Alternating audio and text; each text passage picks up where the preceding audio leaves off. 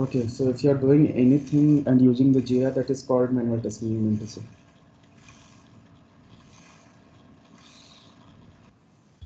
No, sir, proper definition, I don't know. Any example?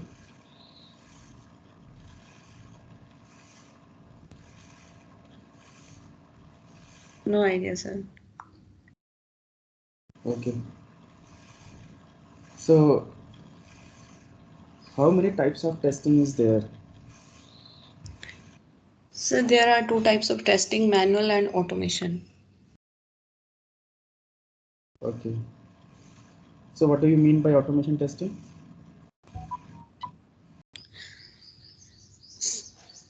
So automation testing is by using automated tools, replacing human beings, and to shorten the time required for the testing. Okay. What is SDLC? So it is software development life cycle. In this, we are having feasibility study, requirement analysis phase, designing phase, coding phase, and then testing and maintenance. Okay. So, what is difference between SDLC and waterfall model? So in waterfall model, um, it is just like the SDLC cycle, but in waterfall model, uh, the the requirements are freezed. Mm, we can't modify the if a client requests for the requirements to be added, then we can't edit the requirements in because if we are getting the requirements and we are in the designing or coding phase, we can't go back in case of waterfall model. Okay. What do you mean by requirement? So requirement means the client who is giving the document containing what he want in the product or project. uh, uh, Okay. An example of any requirement? so for example, in case of Amazon application, what the client wants, he wants to uh, show the items to the user, and he wants to get it add to the cart and then payment to be made. Then this type of flow, what a client wants, is called requirement. Okay. What do you mean by SDLC? So it is software testing life cycle, and in this we are having the first phase, that is a test plan document. And sir, I forgot the SDLC phases. This is very important one. What is defect life cycle? Pardon? What is defect life cycle? So defect life cycle is that in which we get a new defect whose status is new. Then it then the tester reports it to the developer. Then he checks if it is uh, new. Then he um, add it. Then he find out the bug and mm, tries to resolve the issue, and then its status is made closed. And if is and if it is not, it is like a feature, uh, then its status as deferred. Um,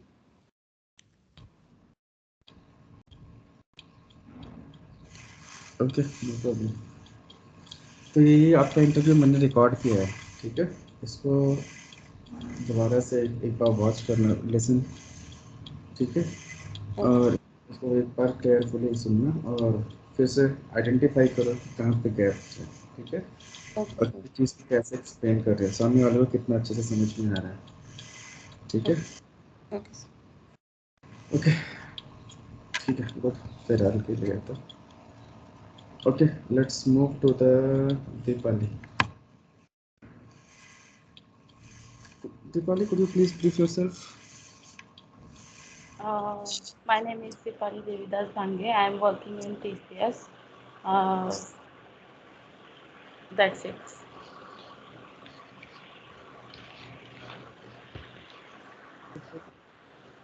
Hello?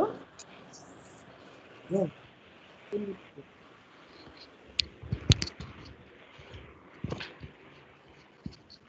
Hello? Are you able to hear me? Yes, sir. Yeah, explain your project. Sir, currently I am unallocated in TCS. I am on maternity leave.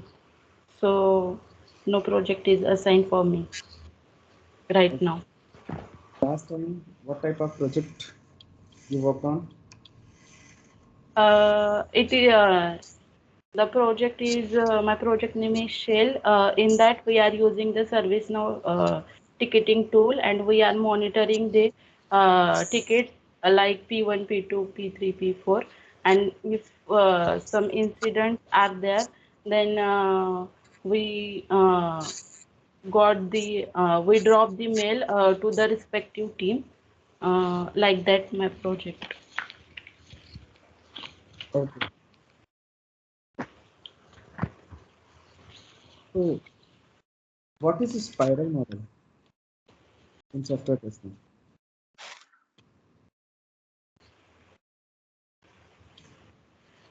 Spiral model.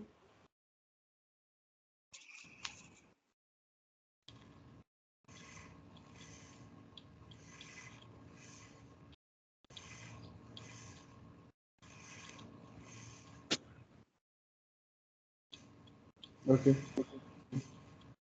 What Uh, is the difference between functional testing and non-functional testing? Functional testing.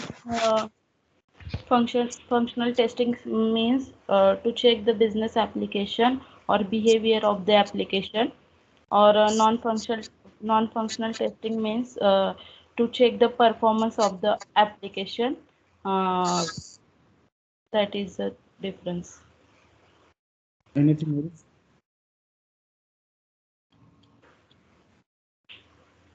No, sir. Okay. So, explain what is difference between retesting and regression testing? Unit testing and regression testing. No, retesting and It regression testing. Regression testing is a type of a software testing uh, where we do not have the regression test, means the new functionality added, then existing functionality does not existing the previous, means previously code. The the new functionality added, then existing function, the newly added code does not impact of previous existing functionality. It's called as regression testing. And retesting means if some defect is occur when the means we have to perform the same testing repeated times. It's called as retesting. Okay. So when you have to perform the retesting? Retesting, when some defect is found, then we raise the defect, and it goes to the developer, and developer fix the defect. and then we have to perform the testing. It's called as regression testing. Means we perform the testing 2 times or multiple times for accuracy. Okay. So suppose during the testing you found the defect, right? And Yeah. because of that defect, there are around 50 test cases has been blocked. Okay. So once defect would be fixed, then how many test cases are what would be your strategy to retest those defects, or maybe how many test cases you will be testing to cover that defect impact?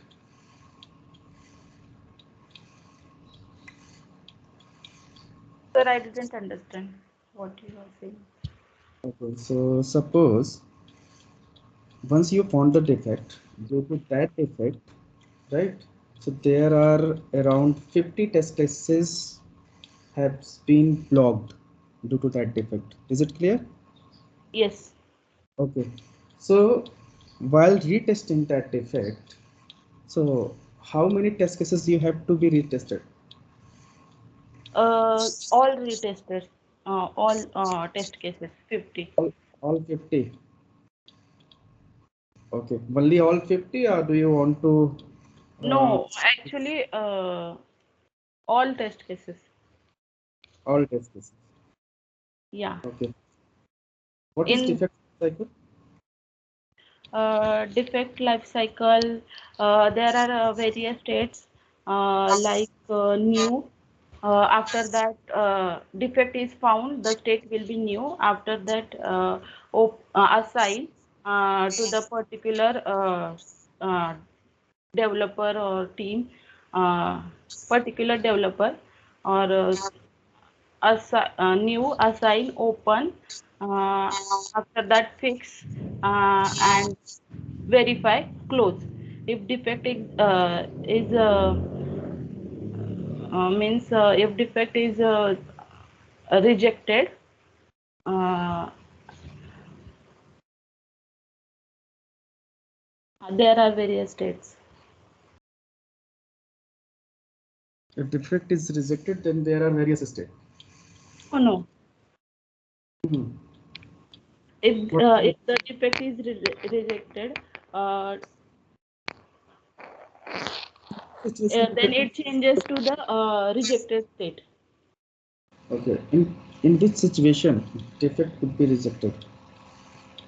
If it is not actual defect, or it is means it's a duplicate defect. If the defect is someone means some person is already raised the defect, then it should be duplicate, or it should be rejected. Or it is not an actual defect, then in case it will be rejected. Hmm. After that, if actual defect is there, then again reopen the defect. After that, developer will fix the defect, and tester test the actual जो भी होगा software or application. After that, verify and close. Hmm. State will be there. What is difference between verification and validation?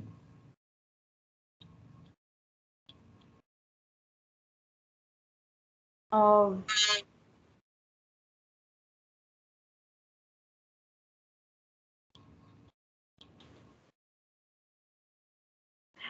verification and validation means it's a V model type. In verification, there are requirement documents, and validation we have to check the application is working or not. Or verification, in verification we have means requirements are there, I think.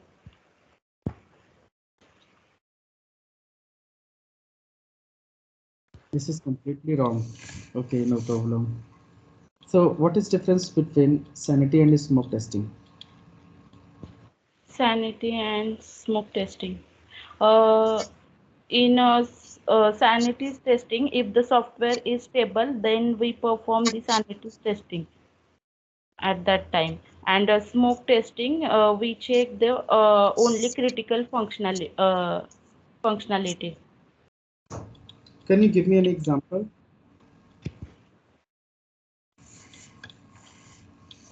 Smoke and sanity. Suppose we'll log in into Amazon or Flipkart, then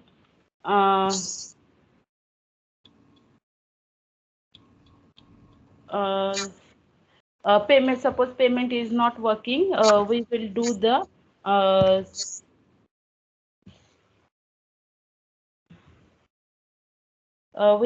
the smoke testing.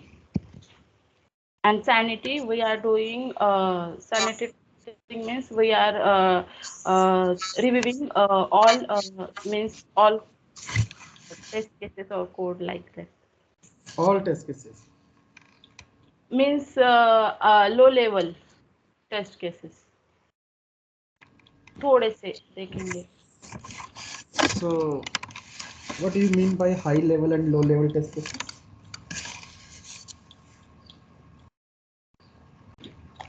High level means critical test cases.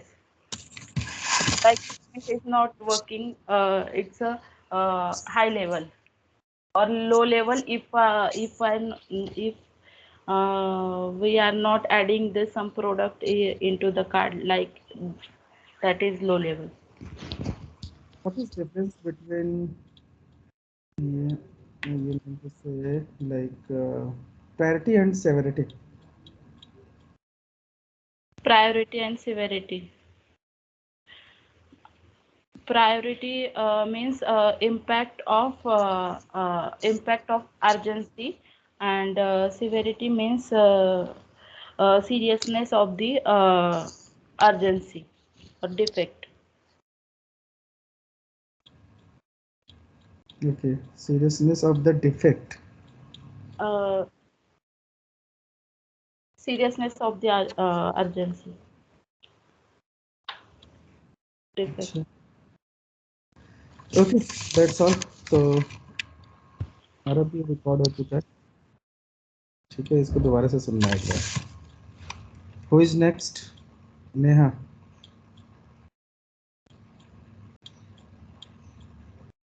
Neha, brief yourself.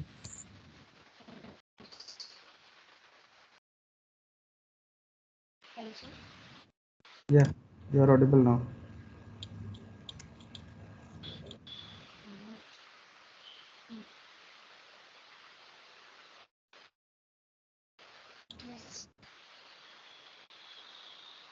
We are not able to hear you. Speak loudly.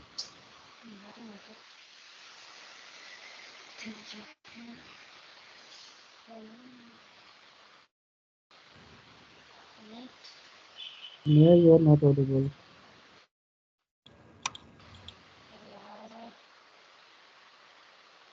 No, I can't hear you.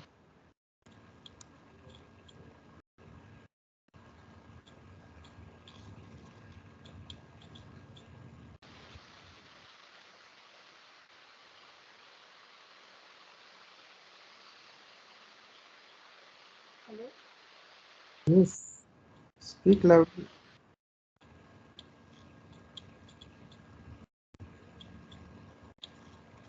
Try to connect with a headphone, okay? Meanwhile, let's move to the Versa. Versa, can you? Yes, sir. Yeah, go ahead. Sir, your voice is breakable. Yeah, I'm saying just brief yourself. Okay. Good morning, sir. My name is Varsha Mishra. I'm from Allahabad. I have completed MBA with Finance from the Dr. APJ Abdul Kalam Technical University. I am graduated from the University of Allahabad, and my 10th and 12th has been done from the CBSE board and Kendriya Vidyalaya Old Cant. My 12th and 10th is Vishnu Bhagwan Public School, Jhalwa. Right now, I'm learning manual testing and automation testing. And my strength is I'm a quick learner and ready to accept every challenges and hard worker. That's all about me. Okay. What do you mean by software testing? Okay, software testing is the testing to uh, the software that is made by developer. So by testing, we can check the software is fine to deliver the client or not. Okay. Why we need to test the application? Do you really think like, do we really need to test the application? Yes, I think testing is important because uh, uh, for an example, to give and to deliver any product for making sure for we have to test the product that it is fine or not, it is working well or any have a defect. So that is the reason we should test the software. Okay. So during the testing, so just I'm giving you a scenario like we don't need to test the entire application, but within a few hours, just we have to make sure application is working fine. Then what Okay. type of testing you need to perform? Okay. So I think entire application need to test just because if I deliver to the client and client get defect in entire application get in the applications. So Yeah, for that reason.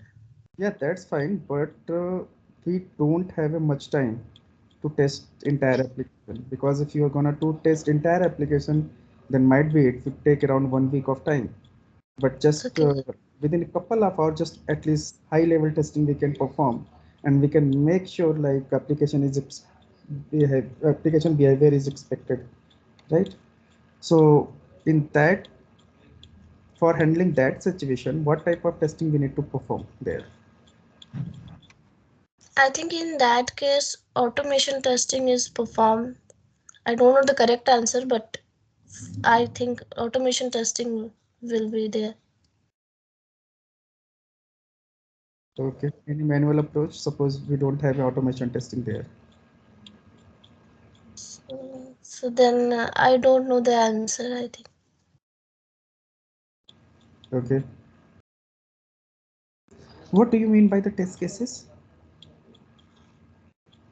Uh, Test cases is Hmm. the different in one application there are different test cases like for suppose if we take example of vtiger. So in vtiger we have to test login, we have to test the link logo, and after login the all content of vtiger. So that's the different content and different cases there. So that is the different the test cases. Okay. So what are the component of test cases? So suppose while defining the test cases, what are the main component you have to define? Okay. Can I take example for how can we do manual testing? Yes, go ahead. Okay, first I think for that in Excel we make a first test case number, then test case name, and then the descriptions of test cases, objective of test cases, then the steps of test cases, and then expectations of test cases, the level of priority sorry level of test cases, and then the test cases who by whom, and review by What do you uh, mean by level of test cases means? level of test cases, that is the test cases priority or severity. The level of priority is high or low, or severity is low or high. Okay. So give me an example of high priority and high severity test cases. Okay, I think by taking example of Facebook, if we check the Facebook website, and while login correct ID and password, and that cannot be logging, so that is the high priority and high severity for me Okay. and for client also. Okay. And high priority and medium severity. An example? uh, an example, I think the password security, that is the nowadays the strong password made, like caps and special letter, small letter, all that makes a strong password. But sometimes in some website that is no need of this. So in that case, that is the medium. No, no. I'm asking, tell me the any example. Okay. Um, And login scenario would be the high priority and high severity. So okay. similar, like, you have to explain any test cases or any scenario where you can say that this could be a high priority and have medium severity. Uh, with the example of VTagger, while logging, there's just theme options there, Mhm. and when we select the theme, then the theme does not work. Like if we select orange, the theme does not show the orange color in the home. So that is the high priority and medium severity. So priority would be high and severity would be medium here. No, severity will be high and priority will be low as medium. No. So any example of medium priority and medium severity? Medium, I think the form I fill in VTiger, in that if the form does not save. Hmm. Okay, no problem. So everybody has to learn the explain the particular these type of situation. Okay, just like you have to remember all the combinations like high priority, high severity with one example, high priority with medium severity one example, medium severity, high priority would be the another example, then medium severity, medium priority. So there would be the combination around 9 test cases, right? So if we have a three, like three priority and three severities, high, medium, low, and then in severity, high, medium, low, then there could be possibilities like we can have 9 test cases that will cover all these combinations. So at least you should know with the particular examples of these all 9 test cases, and just not only one example, at least 2 to 3 examples of each. Just search on the Google and find out. And later on, I'll explain in then in VTiger as well. Okay, what's the last question? So, what do you mean by feasibility study? Feasibility study, I don't know, sir. Hmm. Can you explain STLC? STLC, sir? Yes. Software, STLC is software testing. No,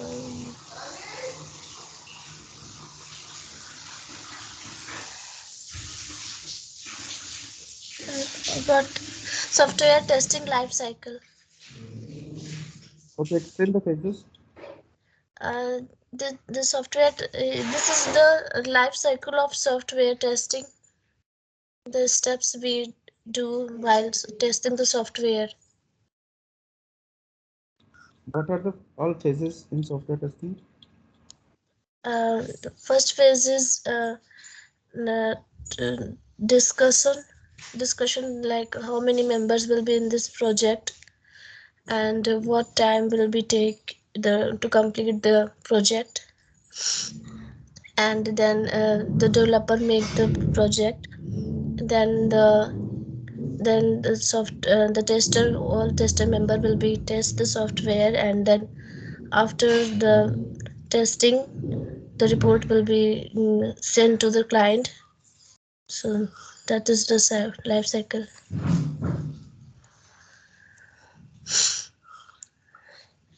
Okay, okay, that's fine. तो ये Okay. आपका record हो चुका है, ठीक है, and इसको भी एक बार केयरफुली वापस से सुनो। तो जैसे जितने भी सारे मैंने क्वेश्चंस पूछे, तो ऐसे ही इंटरव्यू आपसे होगा, और you have to answer each and everything with example, और कॉन्फिडेंस लूज नहीं करना, जो भी आता है अच्छे से आंसर करो, like experience person. You don't have to show yourself like you are the beginner और you are the learning anything. Okay, okay, now let's move to the another thing, test case review process. So what you have to do, like if you are 3 as of now, so रुचि आपके test cases review Deepali करेंगी, दीपाली आपके test cases वर्षा करेंगी, और वर्षा का test cases रुचि करेंगे। तो सब लोग अपना टेस्ट केसेस दोबारा से चैट विंडो पे डालो, और आप तीनों लोग एक बार पूरा का पूरा रिव्यू करके लास्ट में, हर एक टेस्ट केस के लास्ट में एक कॉलम बनाओ, रिव्यू कमेंट, और वहाँ पे अगर किसी टेस्ट केस में कोई कमेंट आपको देना है, कोई इम्प्रूवमेंट देना है कि इस टेस्ट केस में ये इशू है, तो वो कमेंट वहाँ पे मेंशन करना है। थोड़ा टाइम कंज्यूमिंग है, बट ये चीज़ करना इम्पोर्टेंट है, रिव्यू प्रोसेस। तो रुचि का दीपाली करेंगी, दीपाली का वर्षा करेंगी, वर्षा का सेम रुचि वापस से करेंगे, और लेट्स से पूजा का नेहा करेंगी, नेहा का श्रद्धा करेंगी, फिर श्रद्धा का पूजा करेंगे। तो ऐसे जो है ये साइकिल आपका होना चाहिए, और कल परसों तक इसको आप रिव्यू कंप्लीट करो, पहली चीज़, ठीक है। और ये जो टॉपिक्स है आपके STLC, ये बहुत अच्छे से तैयार करो, ठीक है। बहुत इम्पोर्टेंट है, हर एक फेज़ में क्या क्या होता है, कैसे होता है, वो सारी चीज़ को प्रॉपर एक्सप्लेन करने की कोशिश करो विद एग्जाम्पल, ठीक है। नाउ नेक्स्ट थिंग इज, एक चीज़ मैं आपको दोबारा से थोड़ी सी क्लियर कर देता हूँ। जब भी आप टेस्टिंग के बारे में एक्सप्लेन करो, टाइप ऑफ टेस्टिंग, तो जब भी आपसे कोई क्वेश्चन पूछे टेस्टिंग के बारे में, तो इंटरव्यू का एक शॉर्टकट होता है कि हमेशा आपको ड्राइविंग सीट पे बैठ जाना है। इंटरव्यू को आपको ड्राइव करना चाहिए, न कि इंटरव्यूअर को। तो अगर आपको कोई चीज़ का एक्सप्लेनेशन देना है, तो जैसे मान लो किसी ने बोला कि टेस्टिंग को एक्सप्लेन करो, तो पूरी की पूरी इंटायर टेस्टिंग उसको एक्सप्लेन कर दो। जस्ट लाइक कि शुरू करो कि testing is two type, let's say आपका manual automation, then again in manual, if again in manual में अगर आप मूव करते हो, या फिर अगर टेस्टिंग को आप ऐसे बताते हो फंक्शनल नॉन फंक्शनल, फंक्शनल के अंदर वापस से जाओ, उसको सारे टाइप की टेस्टिंग समझाओ कि फंक्शनल के अंदर क्या क्या होता है। तो जैसे आप ऑलरेडी पढ़ चुके हो, black box, white box, grey box, फिर ब्लैक बॉक्स के अंदर क्या क्या होता है, वो टाइप की टेस्टिंग बताओ। फिर उसके बाद वापस से उसमें चले जाओ नॉन फंक्शनल में, जैसे किसी ने आंसर किया था कि ओनली हम परफॉर्मेंस टेस्टिंग करते हैं नॉन फंक्शनल में, ऐसा नहीं है, और भी टाइप की भी टेस्टिंग हो सकती है। और इसके अलावा तो मतलब उसको डेप्थ तक जाओ, प्रॉपर समझाते हुए कि क्या क्या चीज़ें हो सर सकती पर आपने पूछा ही नहीं टाइप्स क्या है उसमें, फंक्शनल में नॉन फंक्शनल में, सिर्फ फंक्शनल और नॉन फंक्शनल पूछा। है। तो मैं बता रहा हूँ, टाइप्स नहीं पूछा तब भी आप एक्सप्लेन करो, सामने वाला खुद ही रोकेगा आपको, नहीं तो आपको बोलते रहना, ठीक है ना। तो जब सामने हाँ। वाला क्वेश्चन किया, उसको इतनी डिटेल में बताते रहो जब तक वो खुद ही स्टॉप ना कर दे। ठीक है। और नेक्स्ट आपका, जैसे मान लो कि एक क्वेश्चन मैंने पूछा और ये रियल टाइम होता है कि जनरली आपको एक एप्लीकेशन टेस्ट करना है, बट हमारे पास बैंडविड्थ नहीं है, हमारे पास टाइम नहीं है, क्योंकि ये अर्जेंट हमें इसको डिलीवर करना है। तो अब कौन से टाइप की टेस्टिंग हम परफॉर्म करेंगे? तो यहाँ पे जनरली डिपेंडिंग, जब टाइम की प्रॉब्लम होती है तो जनरली हमें हर सिचुएशन में रिग्रेशन करना चाहिए, ठीक है। और रिग्रेशन करने का मतलब ये हो गया कि सारे के सारे टेस्ट केसेस को हमें टेस्ट करना पड़ेगा। अब सारे टेस्ट केस एग्जीक्यूट करेंगे तो वहाँ पे टाइम कंज्यूमिंग प्रोसेस है। तो यहाँ पे हमारे पास दो चॉइस हो सकती है कि अगर टाइम कम है तो डेफिनेटली हमारे पास, अगर ऑटोमेशन ऑलरेडी है तो डेफिनेटली हम ऑटोमेशन स्क्रिप्ट्स रन करेंगे, क्योंकि वो क्विकली हमें रिजल्ट दे देगा, ठीक है। बट ऑटोमेशन अगर नहीं है, in that case we can not do the regression testing manually, because that will take much time. और सपोज करो जस्ट हमारे पास कुछ आवर्स है या सिंगल डे है टू टेस्ट इंटायर एप्लीकेशन, तो another things we can use the approach like sanity testing. So there is difference between smoke testing and sanity testing. तो अब स्मोक टेस्टिंग में क्या करते हैं? स्मोक टेस्टिंग का मतलब ये हो गया कि जस्ट 15 मिनट के टाइम में अगर आपको किसी को बोलना हो कि ठीक है एप्लीकेशन इज़ फाइन, सारा तो नहीं टेस्ट किया बट विद इन 15 मिनट्स में आप एप्लीकेशन के कुछ ऐसे सिनेरियोज को देखो, टेस्ट करो, जिससे कि आप ये कह सकते हो कि एटलीस्ट एप्लीकेशन इज़ करेक्ट, ठीक है, हाई लेवल। तो वो आपका स्मोक टेस्टिंग है, तो मतलब 15 मिनट में जितना कर सको। वही सेम अप्रोच को कि अगर आपके पास अपार्ट फ्रॉम 15 मिनट्स ना, जैसे आपके पास 5 घंटे हैं, 6 घंटे हैं या 2 घंटे हैं, सो 2 से लेके ऐसे 8 घंटे के अंदर अंदर अगर आपको एप्लीकेशन को पूरा टेस्ट करना पड़े और मेक श्योर करना पड़े कि application is working as expected, in that situation we can say it, this is the sanity testing. तो sanity testing की क्या चीज़ें होती हैं कि हम इसमें जितनी भी हाई प्रायोरिटी, या हम इसको एक सिंगल टर्म में बोल सकते हैं कि जो भी क्रिटिकल या ज़्यादा इंपॉर्टेंट टेस्ट केसेस हैं उनको हम कवर कर लें फंक्शनैलिटी में। जैसे सपोज करो कि अब एग्जांपल के लिए हमारे पास रिग्रेशन में 1000 टेस्ट केसेस हैं, right, and out of 1000 we have around 200 test cases, those are the critical one.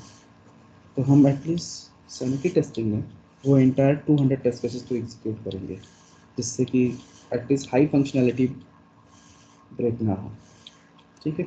और वही स्मोक टेस्टिंग कब करते हैं? स्मोक टेस्टिंग जस्ट हम चेक करते हैं कि एप्लीकेशन की हेल्थ, राइट। तो जैसे सपोज करो कि क्विकली जो है हमारा कोड डिप्लॉय होता है एक सर्वर से दूसरे सर्वर पे, तो जस्ट हमें ये चेक करना कि पर्टिकुलर जो डिप्लॉयमेंट हुई वो करेक्ट हुई कि नहीं, उसमें कोई फाइल मिस तो नहीं हो गई। तो अगर कोई फाइल मिस होगी तो एप्लीकेशन में कुछ इश्यू दिखेगा आपको तुरंत, यूआरएल जैसे ओपन करोगे या लॉगिन करोगे फिर कहीं, तो उसको हम स्मोक टेस्टिंग बोलते हैं। तो अब इसके बारे में आपको समझाता हूँ कि स्मोक टेस्टिंग हम क्यों करते हैं और कैसे करते हैं। तो सपोज करो कि मैं आपको कुछ चीज़ें बताता हूँ जिससे आपको समझ में आएगी। एनवायरनमेंट, बार बार इस टर्मिनोलॉजी का हम यूज़ करेंगे कि किस इन्वायरमेंट पे टेस्टिंग हम कर रहे हैं। तो इन्वायरमेंट जो है ये है हमारा, ये जनरली हमारा होता है, कुछ कुछ कंपनी में कई सारे होते हैं अलग अलग, बट मेनली हमारा होता है डेव, टेस्ट, यूएटी एंड प्रोड। तो डेव इन्वायरमेंट का मतलब ये होता है डेवलपर इन्वायरमेंट, कि जहाँ पे डेवलपर अपना काम करते हैं, ठीक है, और काम करके वो सोर्स कोड अपने सर्वर पे रखते हैं। तो जब, अच्छा वॉइस लो आ रही है क्योंकि हेडफोन नहीं लगा, बट कोशिश करता हूँ मैं तेज़ बोलने की। तो डेव इन्वायरमेंट में क्या होता है कि डेवलपर जो होते हैं जब अपना काम करते हैं, कोई भी कोड लिखते हैं, तो डेडिकेटेड एक उनका सर्वर होता है, ठीक है, जहाँ पे वो कोड डिप्लॉय करते हैं। तो लेट्स से वो कोड अपना डेव सर्वर पर डिप्लॉय किए। अब ये एक सर्वर है, डेव सर्वर, ठीक है, और उस पर कोड डिप्लॉय किया और उसका लेट्स से कोई यूआरएल ऐसे हो सकता है dev. Let's say vtiger crm.com something, उनका यूआरएल ऐसा होगा। ऐसे ही टेस्ट इन्वायरमेंट, जब डेवलपर अपना डेवलपमेंट कंप्लीट कर लेता है और टेस्टिंग को भेजता है कि भाई इसको टेस्ट करो, तो उस टाइम पे हमारे पास टेस्ट इन्वायरमेंट होता है जिसको हम टेस्ट सर्वर बोलते हैं, ठीक है। और उसका यूआरएल कुछ ऐसा हो सकता है कि ओह हाँ, मैं शेयर नहीं किया, सॉरी।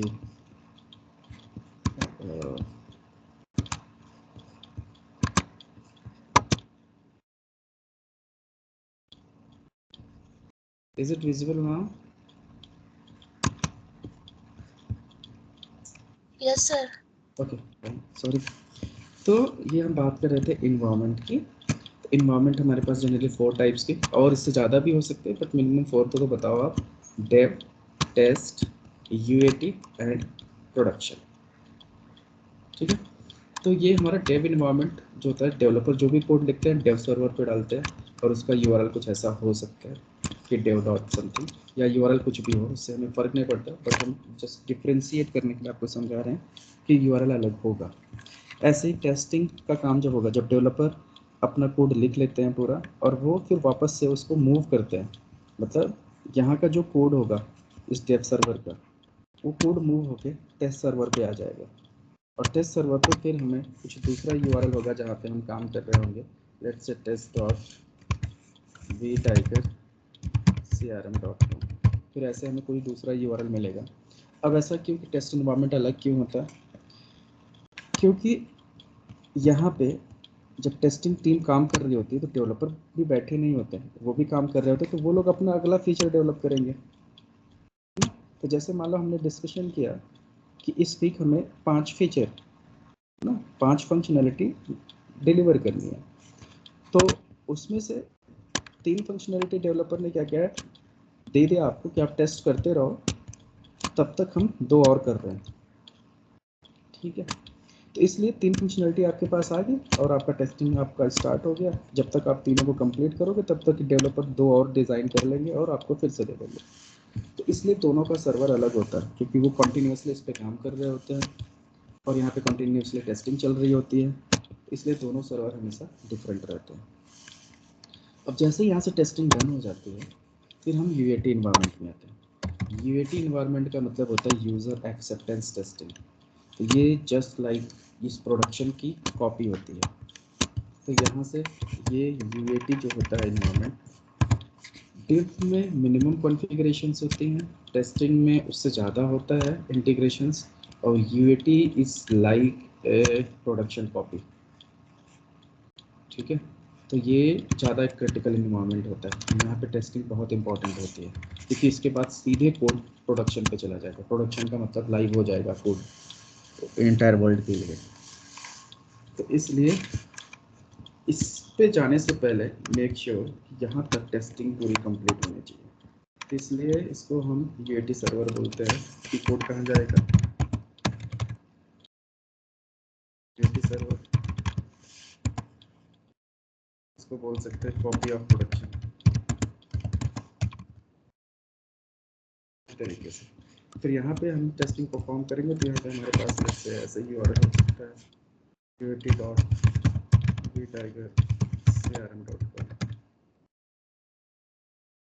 और फाइनली जब यहाँ पे पूरी टेस्टिंग हमारी कंप्लीट होगी, तो फिर से हमारा कोड मूव हो जाएगा, और वो कहाँ पे जाएगा, प्रोडक्शन पे। प्रोडक्शन का यूआरएल हमारा डायरेक्ट यही होगा, वी टाइगर crm.com। यही हमारा रियल इन्वायरमेंट है। तो जैसे आप amazon.in, flipkart.com, तो वो हमारा क्या है, प्रोडक्शन इन्वायरमेंट होता है। रियल इन्वायरमेंट जाके आप उन्हीं पे तो काम करते हो, शॉपिंग करते हो, तो वैसे ही उसको हम प्रोड इन्वायरमेंट बोलते हैं, प्रोडक्शन। तो प्रोडक्शन पे भी टेस्टिंग होती है, बहुत कम होती है, लेकिन कुछ चीज़ें हम प्रोडक्शन पे टेस्ट कर सकते हैं, क्योंकि इसके लिए रियल डेटा चाहिए होता है, ठीक है। और बाकी यहाँ तक जो तीनों इन्वायरमेंट हैं, इन पे हम डेटा अपना बना सकते हैं, अपने डेटा से टेस्टिंग कर सकते हैं, बट प्रोडक्शन पे नहीं। और प्रोडक्शन पे आप जाके डमी परचेज नहीं कर पाओगे, राइट। तो इसलिए यहाँ तक हम सारी चीज़ें कर सकते हैं, बट प्रोडक्शन पे नहीं कर सकते। तो इसलिए ऐसे समझ लो कि इन्वायरमेंट्स कितने टाइप के होते हैं और क्यों ज़रूरत होती है इन इन्वायरमेंट्स की। क्योंकि जब डेवलपर काम कर रहा होता है इसलिए वो डेव इन्वायरमेंट होता है, डेव इन्वायरमेंट पे कोड अलग होता है, टेस्ट इन्वायरमेंट पे कोड अलग होता है। सेम में जब टेस्ट इन्वायरमेंट कंप्लीट होता है तो हम इसको UAT में लेके जाते हैं विद प्रोडक्शन कॉन्फ़िगरेशन। प्रोडक्शन पे जो इंटीग्रेशन हो रखी है वो सारी इंटीग्रेशन यहाँ पे मिलेंगी आपको। तो आपको अब पूरा कंप्लीट जो सिस्टम टेस्टिंग हो गया ना एक तरीके से, वो पूरा चेक करना होगा। तो इसको कोरिलेट एग्जैक्टली कोरिलेट नहीं कर सकते, बट जस्ट सोच सकते हैं, इमेजिन कर सकते हैं कि यहाँ पे डेवलपर जो है अपना टेस्टिंग के फेज अगर कर रहा है, कोई भी यूनिट टेस्टिंग वहाँ पे ये परफॉर्म किया, और यहाँ पे आके एक तरीके से आप इंटीग्रेशन टेस्टिंग परफॉर्म कर सकते हैं, और यहाँ पे आके आप एक तरीके से सिस्टम टेस्टिंग कर सकते हैं। तो यूनिट टेस्टिंग में जस्ट डेवलपर अपने कोड को चेक कर लेगा कि फाइन है। यहाँ पे आप एटलीस्ट इंटीग्रेशन टेस्टिंग परफॉर्म कर पाओगे कि सारे मॉड्यूल आपस में कनेक्टेड है कि नहीं है प्रॉपर। और यहाँ पे सिस्टम टेस्टिंग इसलिए परफॉर्म करोगे क्योंकि ये प्रोडक्शन की कॉपी है, एग्जैक्ट सिस्टम का बिहेवियर क्या होना चाहिए प्रोडक्शन पे, वो चीज़ आपको इस फेज में टेस्ट कर लेना है। फिर इसको आपको प्रोडक्शन पे भेजना है। प्रोडक्शन पे जाके हम सैनिटी सिर्फ कर सकते हैं, नहीं सैनिटी भी नहीं, प्रोडक्शन पे जाके सिर्फ हम स्मोक टेस्टिंग कर सकते हैं और कोई टाइप की टेस्टिंग परफॉर्म नहीं कर सकते। तो मैं ये सब चीज़ें इसलिए बता रहा था क्योंकि हमें आपको समझाना था कि सैनिटी टेस्टिंग और स्मोक टेस्टिंग के बारे में। तो अब जब तुम मान लो कि यहाँ से कोड मूव होकर टेस्ट सर्वर पे आया, तो टेस्ट सर्वर पे जब कोड आया तो कोड सही चल रहा है कि नहीं चल रहा है, एटलीस्ट जो हमारा कोड है, तो जो हमारा एप्लीकेशन है वो टेस्ट करने लायक है कि नहीं है। तो उसको हम जनरली क्या बोलते हैं, हेल्थ चेक जिसको बोलते हैं, एप्लीकेशन की हेल्थ चेक करना, तो उसको हम स्मोक टेस्टिंग बोलते हैं। तो स्मोक टेस्टिंग हमेशा तब होता है जब कोड एक सर्वर से दूसरे सर्वर पर मूव होता है, और फिर वहाँ पे हम जस्ट बोलते हैं उनको ये है कि हाँ डिप्लॉयमेंट सही है। तो ये कोड अगर उठ के यहाँ पे आया टेस्ट सर्वर पर, तो सही से मूवमेंट हुआ कि नहीं, तो वो जो टेस्टिंग हो गई हमारे स्मोक हो गए। स्मोक में जस्ट हम ये URL ओपन करेंगे, देखेंगे चारों तरफ और डिप्लॉयमेंट सही हुआ, सारे पेजेस खुल रहे हैं कि नहीं खुल रहे, लॉगिन किया, अंदर जाकर पेजेस वेजेस चेक किया, हाँ सब ठीक है। तो जस्ट 10 से 15 मिनट में हमने बोला हाँ ठीक है, डिप्लॉयमेंट ठीक हुआ। ये हमारा स्मोक टेस्टिंग है। लेकिन अगर इसी स्मोक को डिटेल्ड और कर दो कि सारे high priority test cases execute कर दो, तो वो हमारा सैनिटी हो जाएगा। ठीक है, और पूरा का पूरा टेस्टिंग परफॉर्म करना है तो रिग्रेशन इसको बोलेंगे, जिसमें सारे के सारे टेस्ट केसेस एग्जीक्यूट करते हैं। ठीक है, तो ये बात है इन्वायरमेंट की, और स्मोक और सैनिटी कब करते हैं, ये सिचुएशन है। यहाँ तक कोई किसी को कोई क्वेश्चन, कोई डाउट?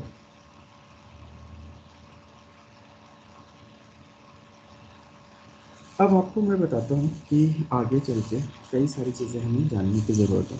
कि जैसे मान लो कि आपने टेस्ट केसेस लिखना स्टार्ट किया, अब टेस्ट केसेस लिखने के बाद आपने उसमें प्रायोरिटी, सिविरिटी और रिव्यू वगैरह सब कुछ कर लिया, ठीक है।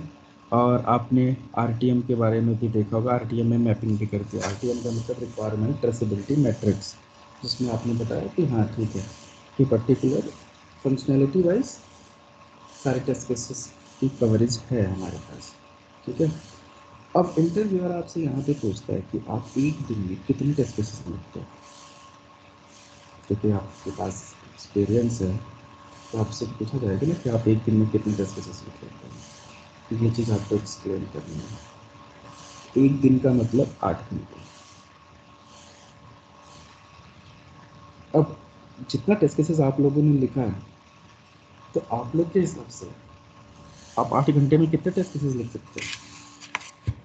अपना अपना आंसर पिन करो।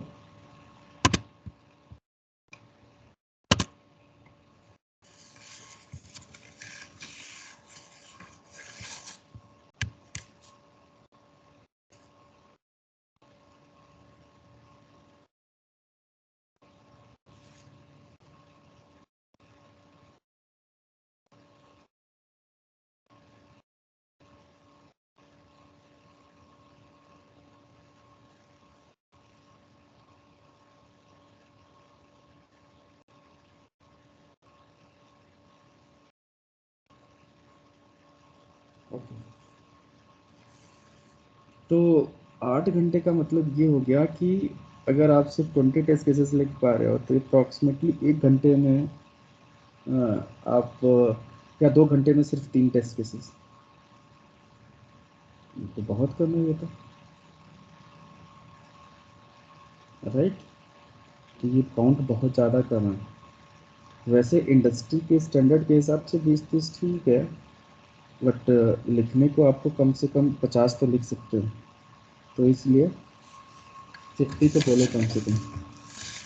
तो इसमें या तो आप ये बोल सकते हो कि अगर फंक्शनैलिटी तुमको क्लियर है तो आप 50 लिख सकते हो, और फंक्शनैलिटी अगर बहुत ज़्यादा क्लियर नहीं है और आपको बार बार डॉक्यूमेंट्स से हेल्प लेनी पड़ रही है, ठीक है, तो इन दैट केस आप बोल सकते हो 20 to 30। तो आपका डिप्लोमेटिक आंसर होना चाहिए इन दैट सिचुएशन। आपको रिजेक्ट नहीं होना है कि हम इतना ही लिख सकते। तो डिपेंडिंग अपॉन सिचुएशन, अगर फंक्शनलिटी पूरी की पूरी क्लियर है एप्लीकेशन पे तो आप इमीडिएटली बहुत सारे टेस्ट केसेस लिख सकते हो, बट नहीं क्लियर है तो at least you have to think, right. Sir हर टाइम एप्लीकेशन देख के ही लिखेंगे क्या हम? ऐसे होते हैं क्या कंपनी? नहीं, एप्लीकेशन देख के टेस्ट केसेस लिखना रेयर कंडीशन है। ऑलमोस्ट आपको फंक्शनल नॉलेज के हिसाब से लिखना पड़ेगा, मतलब डॉक्यूमेंट के हिसाब से, क्योंकि मान लो एप्लीकेशन अभी रेडी ही नहीं है, डेवलपर उस पर काम कर रहा है, तो उस टाइम पे भी तो आपको टेस्ट केसेस लिखने पड़ेंगे ना। तो उस सिचुएशन में क्या करोगे? तो उस सिचुएशन में डॉक्यूमेंट का सहारा लेना पड़ेगा, आपको अंडरस्टैंड करना पड़ेगा वो फंक्शनैलिटी को, फिर टेस्ट केसेस लिखने पड़ेंगे। और एजाइल में ऐसा होता है कि एप्लीकेशन जैसे वो पेज आपको मिल जाता है, फिर आप टेस्ट केसेस स्टार्ट करते हो, टेस्ट केसेस तुरंत लिखते हो, फिर उसको टेस्ट भी कर लेते हो और ऐसे करते हो। एजाइल में एप्लीकेशन आपके पास होता है मोस्टली, बट अदर मॉडल्स में एप्लीकेशन नहीं होता। जैसे वाटरफॉल मॉडल की बात करो या अदर मॉडल्स की, तो वो जब तक डेवलपमेंट फेज कंप्लीट नहीं होता तब तक आपके पास कोड आएगा नहीं। तो जब तक कोड नहीं आएगा तब तक आप बैठे नहीं रहोगे, तब तक आप अपना test plan, test strategy, test case preparation, ये सारे काम डन करके रखोगे, ठीक है।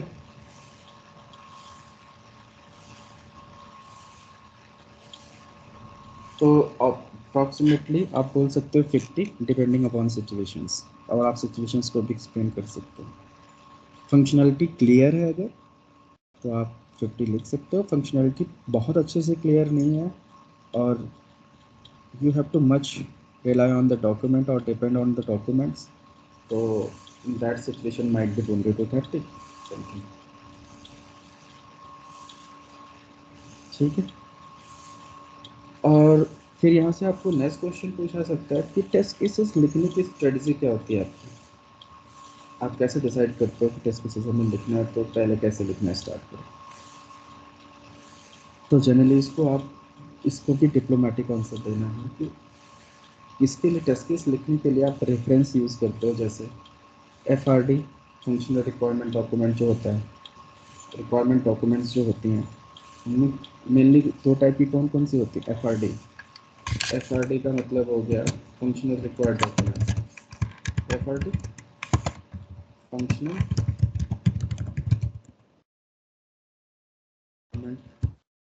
डॉक्यूमेंट, याद रखना इसको। और दूसरा था PRD, मतलब बिजनेस रिक्वायरमेंट डॉक्यूमेंट।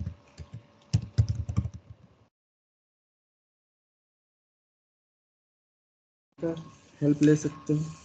तीसरा आपके पास होना चाहिए RTM, रिक्वायरमेंट ट्रेसेबिलिटी मैट्रिक्स, कि उसमें आपके पास रिक्वायरमेंट होगी, करस्पॉन्डिंगली मैपिंग होगी, फिर उसमें आप कौन कौन से टेस्ट केसेस लिख सकते हो, तो RTM का भी हेल्प ले सकते हो,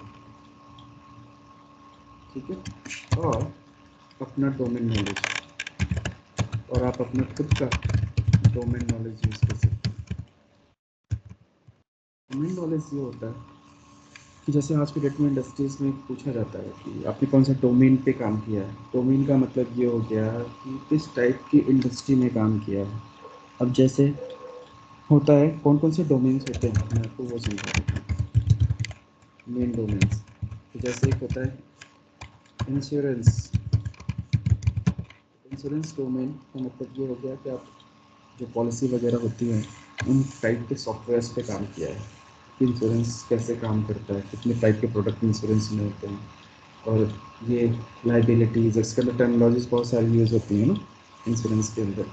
क्लेम्स कैसे होंगे, ठीक है, प्रीमियम्स कैसे होंगे, मेच्योरिटी कैसे मिलेगी, ये सारी चीज़ें जो भी होती हैं। तो ये इंश्योरेंस डोमेन हो गया। ऐसे ही आपका हो गया हेल्थ डोमेन। अगर मान लो किसी हेल्थ डोमेन पे आपने काम किया, मतलब कोई हॉस्पिटल के प्रोजेक्ट्स पे काम कर रहे हो, तो उसमें आपको पता होना चाहिए कि पेशेंट कैसे एंटर करेगा, पेशेंट आउट कैसे होगा, in and out, entire life cycle patient की कैसे चलेगी हॉस्पिटल के अंदर, कैसे सॉफ्टवेयर के सिस्टम पे मूव होता रहेगा, सारी चीज़ें उसकी, क्या क्या मेडिसिन लाएंगी, कब तक चलेंगी, सब साइकिल पूरा। तो वो हो गया हेल्थ डोमेन से रिलेटेड अगर प्रोडक्ट पे आपने काम किया। फिर ऐसे ही हो गया आपका टेलीकॉम डोमेन। और टेलीकॉम से रिलेटेड जैसे मान लो अगर आप वोडाफोन में काम कर रहे हो, एयरटेल में काम कर रहे हो, और ऐसी कंपनियां वहाँ पे भी सॉफ्टवेयर होते हैं उनके भी ना, तो अब उनमें भी सॉफ्टवेयर्स में कि कैसे इंटरनेट कनेक्शन मैनेज हो रहा है वहाँ पे, कैसे कॉलिंग्स मैनेज हो रही हैं, कैसे मोबाइल की कनेक्टिविटी मैनेज हो रही है, बहुत सारी चीज़ें जो सॉफ्टवेयर यूज़ होते हैं उनको हम टेलीकॉम बोलते हैं। ऐसे होता है ITSM डोमेन। ITSM डोमेन का मतलब ये हो गया IT, सॉफ्टवेयर मैनेजमेंट। तो ये जनरली हो गया आपकी IT कंपनीज की। जैसे मान लो TCS में कभी पहले आप काम कर रहे हो, तो आपका जो काम है, जैसे सर्विस नाउ पे टिकट क्रिएट होता है, ठीक है, वो टिकट फिर फॉरवर्ड होता है रिस्पेक्टिव डिपार्टमेंट में। फिर वो जैसे किसी कोई डेवलपर है या टेस्टर है या कोई यूज़र है कंपनी के अंदर, उसकी कोई रिक्वायरमेंट है कोई स्पेसिफिक सॉफ्टवेयर इंस्टॉल करने की अपने सिस्टम पे, या उसको कोई सिस्टम में कनेक्टिविटी इशू फेस कर रहा है, कुछ भी हार्डवेयर रिलेटेड या सॉफ्टवेयर रिलेटेड प्रॉब्लम है, तो वो IT टूल के थ्रू, सर्विस नाइट के थ्रू अपना इंसिडेंट वगैरह रेज करेगा, ठीक है, और वहाँ से उसके इश्यूज़ को रिजॉल्व होता है। तो ये जो लाइफ साइकिल पूरा चलता है कि टिकट के, तो वो सारा किस में आ जाएगा, ITSM डोमेन में। तो आपका डोमेन ITSM हो सकता है, ठीक है। ऐसे फिर आपका हो गया बैंकिंग। बैंकिंग में बहुत बड़ा डोमेन है ये। तो बैंकिंग के अंदर जनरली एक टर्म यूज होता है BFSI।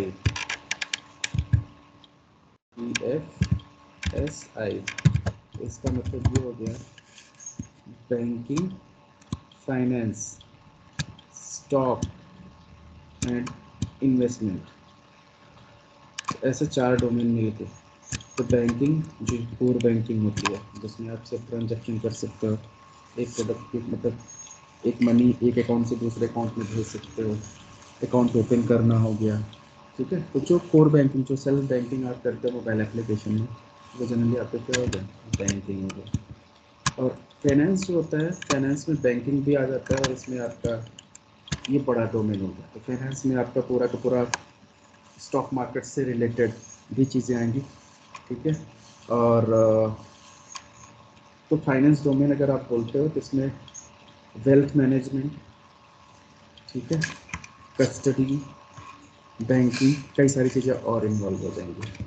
और ये जो हो गया जैसे एस से, सर हाँ सर ये फाइनेंस वेल्थ इन सब में टेस्टिंग के फंक्शंस। हाँ, ओके। तो फाइनेंस डोमेन पे जो सॉफ्टवेयर्स होते हैं फाइनेंशियल इंस्टीट्यूशन में, तो उन सारे सॉफ्टवेयर्स पे कैसे काम होता है, तो उस पर जिसने काम किया होगा तो वो डोमेन है सर। इसलिए जनरली इसको हम BFSI डोमेन बोलते हैं। कॉमनली इसको सबसे बड़ा डोमेन इंडस्ट्री में माना जाता है कि इसमें इन्वेस्टमेंट से लेके, स्टॉक से लेके, फाइनेंस से लेके, बैंकिंग से लेके हर एक चीज़ कंप्लीट है। जैसे मैं जिस कंपनी में काम करता हूँ तो मेरा डोमेन ये हो गया BFSI। तो मुझे इन सारी चीज़ों के बारे में नॉलेज है समझ। सर आप कौन सी कंपनी में हो? गुड क्वेश्चन, जल्दी पता चलेगा आपको। तो BFSI का मतलब बैंकिंग, फाइनेंस, ठीक है, और स्टॉक, इन्वेस्टमेंट, ये सारी चीज़ें मिला के आपको BFSI डोमेन होता है। और ऐसे और भी डोमेन आप बना सकते हो या बोल सकते हो, बट मेनली यही सारे डोमेन्स होते हैं जनरली जो काम होता है इंडस्ट्रीज में। अब मान लो कि आपसे कोई पूछे कि CRM कौन सा डोमेन में आएगा, जैसे CRM पे आपने काम किया, तो ये कौन सा डोमेन है, तो इसको आपको ये बोलना है डोमेन नहीं, बट ERP का एक सॉफ्टवेयर है। ERP का मतलब होता है एंटरप्राइज रिसोर्स प्लानिंग। तो ERP के अंदर बहुत सारे सॉफ्टवेयर आते हैं, जैसे हो गया आपका CRM। अब CRM ये भी एक CRM सॉफ्टवेयर है। तो CRM का मतलब होता है कस्टमर रिलेशनशिप मैनेजर।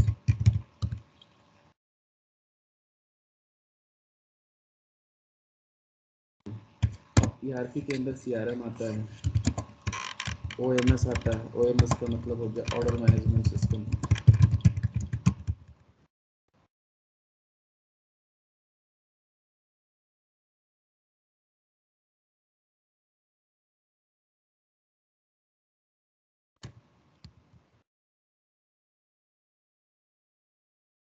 इसके अंदर DMS आता है, जो बिलिंग को हैंडल करता है, बिलिंग मैनेजमेंट सिस्टम। फिर हेल्प डेस्क आ जाएगा इसके अंदर, जिसके कोई कस्टमर केयर को फ़ोन करते। तो ऐसे बहुत सारी चीज़ें होती हैं एक ERP के अंदर। तो ERP किसी भी इंडस्ट्रीज को मैनेज करता है। किसी भी टाइप की इंडस्ट्री होगी वहाँ पे ERP का एक सॉफ्टवेयर होता है। और अगर नहीं पूरा ERP है तो एटलीस्ट CRM तो होता ही है, क्योंकि हर जगह कस्टमर से हमें बात करनी है, कस्टमर की प्रॉब्लम को देखनी है, कस्टमर से रिलेटेड सारी चीज़ें करनी जो होती है एक्टिविटीज़। ठीक है, तो वो सारी टूल्स और सॉफ्टवेयर होते हैं वो CRM हैंडल करता है। तो KPI टाइगर भी हमारा एक CRM एप्लीकेशन है। ठीक है, तो अब यहाँ तक आपको ये सारी चीज़ें समझ लेनी है। और इनको मैंने आपको बताया था कि नेट से एक टेम्पलेट उठा के देखो क्या क्या इसके अंदर कंटेंट होते हैं।